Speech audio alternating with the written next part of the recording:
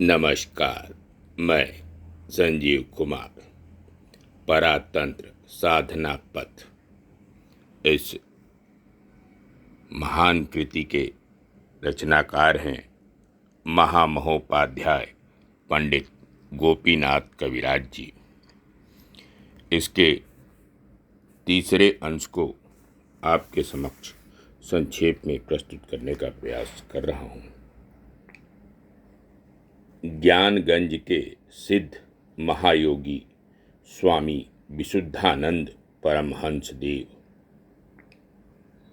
वाराणसी में cantt station से शहर की ओर चलने पर मलदहिया मोहल्ले में लाजपत नगर से सटा सड़क के दाहिनी तरफ रामराज मिट्टी से पुता हुआ एक फाटक तथा भवन है।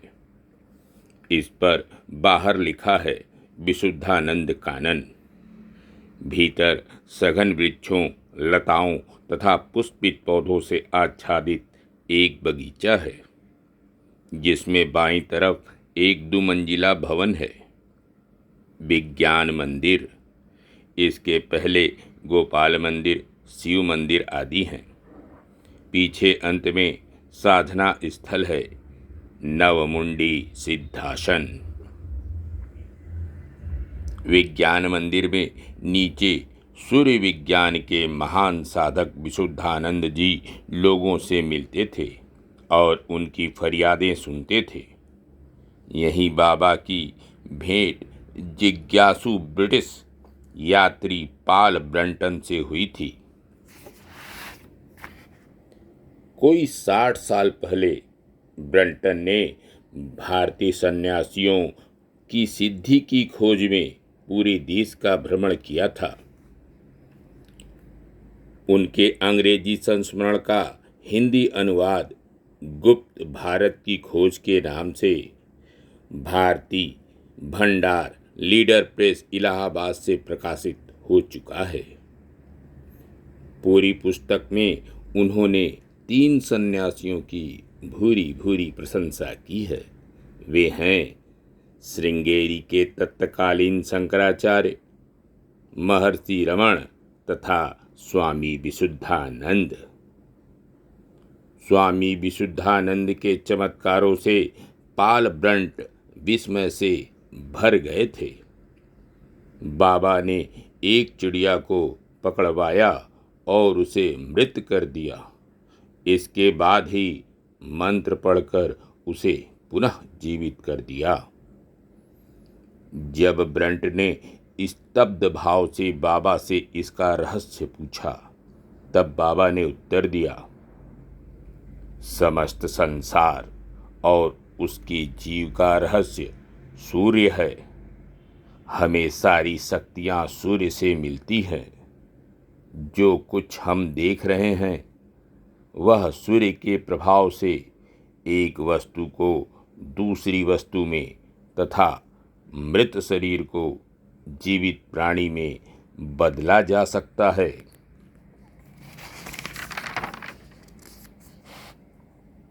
पश्चिम बंगाल में बर्दवान से 16 मील दूर बंडुल ग्राम है।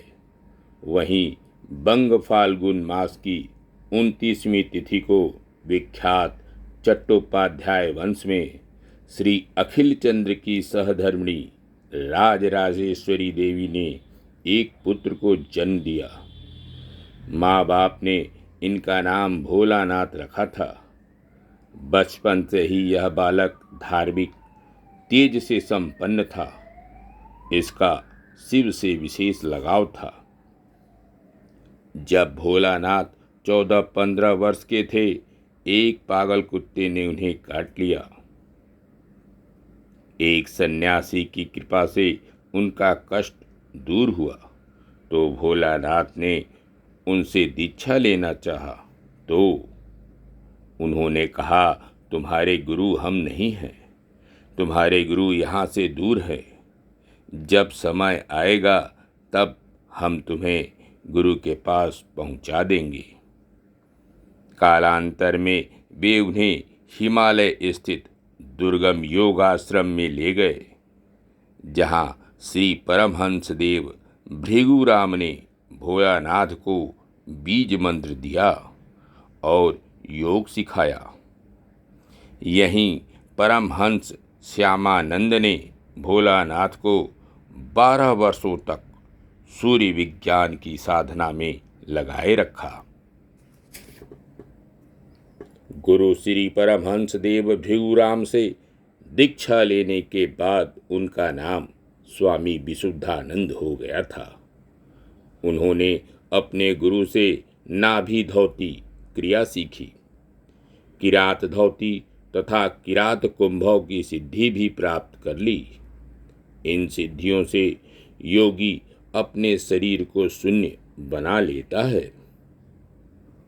स्वामी विशुद्धानंद के देह में कोई 300-400 स्फटिक गोलक अर्थात क्रिस्टल बॉल्स छिपे रहते थे। वह उन्हें अपने रोम छिद्रों से बाहर निकाल लेते थे और फिर भीतर कर लेते थे। शरीर से बाहर आए स्फटिक गोलकों से कमल गंध निकलती रहती थी। यही नहीं, मस्तक से शिवलिंग, माला, शालिग्राम आदि बाहर रखते थे, फिर भीतर कर लेते थे। जब माँ ने वंश रक्षा के लिए विवाह का आग्रह किया, तब वह आदेश के लिए गुरु के पास गए।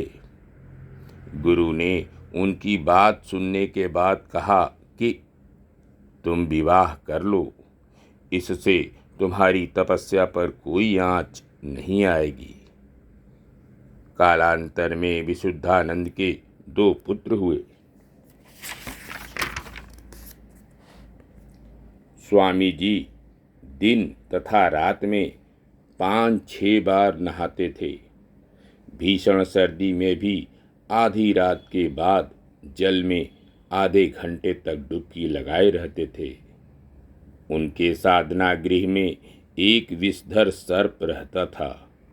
जब तप क्रियाओं से उनका शरीर उत्तप्त हो जाता था, तब वह उस सर्प को शरीर के चारों तरफ लपेटकर शांति का अनुभव करते थे।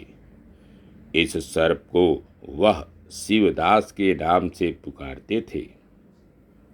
एक दिन बाबा अपने शिष्य उपेंद्र से बोले, उपेंद्र, वास्तव में सब कुछ हम जो देख पाते हैं वह ईश्वर ही है।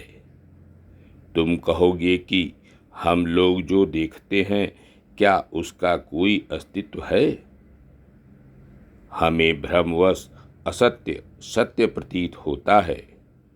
तुम जो जवा फूल देख रहे हो, क्या वास्तव में वह जवा है? स्वामी जी, यह जवा फूल ही तो है। मैं तोड़कर आपको दिखाता हूँ। किंतु जैसे ही वे फूल तोड़े, त्यों ही वह गुलाब का फूल बन गया। बाबा ने मुस्कुराकर कहा, जो तुम देख रहे हो वह गुण वैषम्य का फल है। सूक्ष्म परमाणुओं और गुणों के सम्मिश्रण से जगत की रचना हुई है। उपेंद्र बाबू ने पूछा, आप हमारे सामने बैठे हैं, क्या यह भी मिथ्या है? यह सुनकर बाबा पहले हंसे और फिर कहा, उपेंद्र, हमारा अस्तित्व कहाँ है? अपने इन शब्दों के साथ वह अदृश्य हो गए। कुछ क्षणों के बाद पुनः प्रमुख द्वार से भीतर आते हुए दिखाई दिए। वह आसन पर बैठ गए और बोले, बेटा, केवल ब्रह्म ही सत्य है। अपना कर्तव्य ठीक ठीक करते चलो, धीरे धीरे जगत को जान जाओगे। बाबा निर्भरावस्था के लिए बल देते थे। एक बार उन्होंने कहा था कि नारायण के राज्य में अविचार नहीं है। वे जो कुछ भी करेंगे सब मंगल के लिए करेंगे। जीव उनकी महिमा क्या जाने। नारायण न दे तो पाने का कोई उपाय नहीं। अंध जीव तमोगुण के द्वारा स्वयं कर्ता बन करके विश्वपति के कार्य कौशल को भूल जाता है।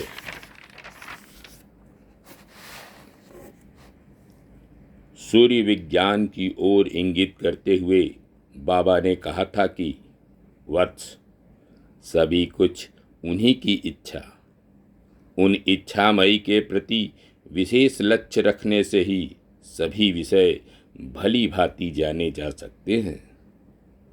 उक्त इच्छामयी की कृपा के बिना कोई भी विषय जानने की किसी में शक्ति नहीं हो सकती। जिसके द्वारा सृष्टि और लय होते हैं वे कौन हैं, वे क्यों इस प्रकार करते हैं इत्यादि जानने का नाम है ज्ञान। इसकी परावस्था सृष्टि और लय करने वालों को भी जिन्होंने रचा है उस घोर रूपिणी महाशक्ति लोकातीत के विषय में जानने का नाम है विज्ञान। जगत मिथ्या, एक वे ही सत्य हैं। बाबा ने कहा कि वत्स, जो कुछ तुम देखते हो वह सब महाशक्ति का व्यापार है।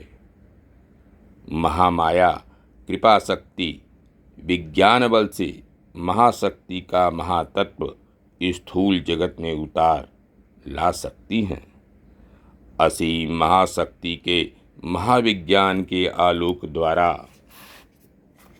प्राण में जो कुछ होता है वह जिसे हुआ होगा वही जान सकता है।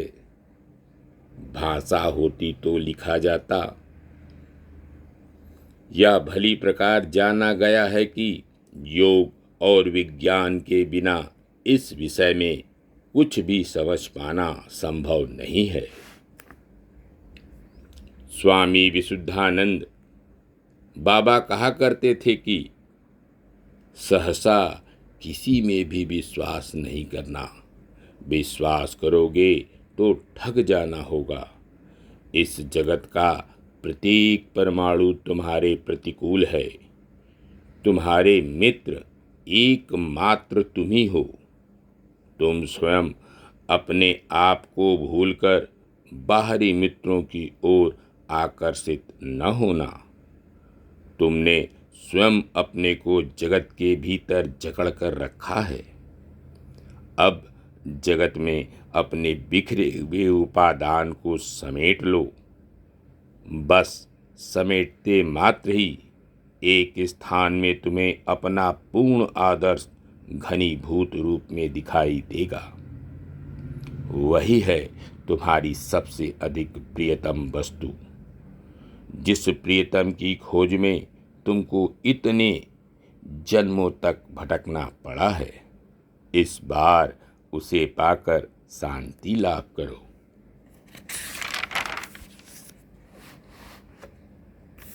पुनः बाबा बोले, तीव्र पुरुषकार द्वारा ही प्राक्तन कर्म का खंडन किया जा सकता है। योगाभ्यास ही है मुख्य पुरुषकार।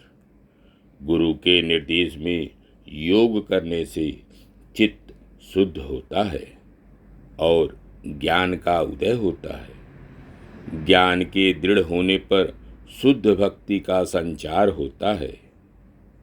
प्रेम की इस अवस्था में हृदय पिघल जाता है। जगदम्बा को पाने के लिए यह प्रेम ही एकमात्र साधन है। बाबा का तीव्र साधना के फलस्वरूप शरीर परिवर्तित हो चुका था। श्वास प्रश्वास के लिए उन्हें बाहरी वायु के साथ संबंध रखना नहीं पड़ता था। तीव्र क्रिया के समय सारा घर पद्म अर्थात कमल गंध से भर जाता था। कहा जाता है कि बुद्धदेव और चैतन्य महाप्रभु के शरीर से भी पद्मगंध निकलती थी। बाबा के देह में स्वभावतः ही इतनी अधिक तड़ित शक्ति अर्थात बिजली तत्पर रहती थी कि बर्रे, भ्रमर, मक्खी, मच्छर आदि जीव बाबा के शरीर में काटते तो तत्क्षण जलकर मर जाते। उनकी आंखों में इतना तेज था कि वह कहा नहीं जा सकता। लेखक के अनुसार सन 1937 के अंत में भवानीपुर कलकत्ता के विशुद्धानंद आश्रम में बाबा ने अपनी यह लीला समाप्त की। धन्यवाद। नमस्कार। शेष अगले अंक में, पिछला अंक डिस्क्रिप्शन बॉक्स में।